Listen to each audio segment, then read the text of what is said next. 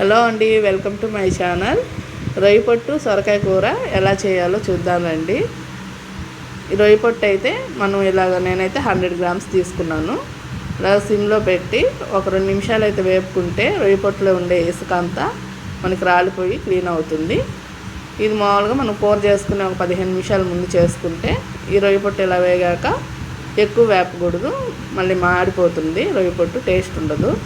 నీళ్ళల్లో నానబెట్టుకొని ఇలాగ క్లీన్ చేసి పక్కన పెట్టుకోవాలి. టమోటాలు, ఎర్రగడ్డ, నేనైతే నాటు సొరకాయ తీసుకున్నానండి కూరకి. నాటు సొరకాయ అయితే టేస్టీగా ఉంటుంది మామూలు సొరకాయ కన్నా. ఇవన్నీ సన్నగా తరిగి పెట్టుకోవాలి. మా వీడియో అయితే చూస్తున్నారు కదండి, ప్లీజ్ అండి సబ్స్క్రైబ్ చేయండి, మా ఛానల్ని కొంచెం సపోర్ట్ చేయండి. ఇలాగా మనం సన్నగా తరుక్కున్నాక నూనె కాగబెట్టుకొని అందులో కొంచెం ఆవాలు వేసుకొని ఎర్రగడ్డ వేసుకోవాలి. ఎర్రగడ్డ కూడా కొంచెం వేగాక మనకి టమోటాలు అయితే యాడ్ చేసుకోవాలి.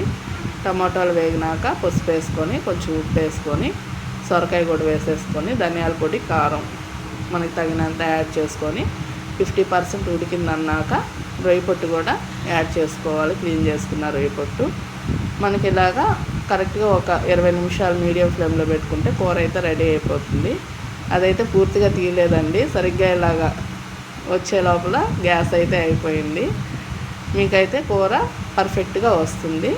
ట్రై చేయండి.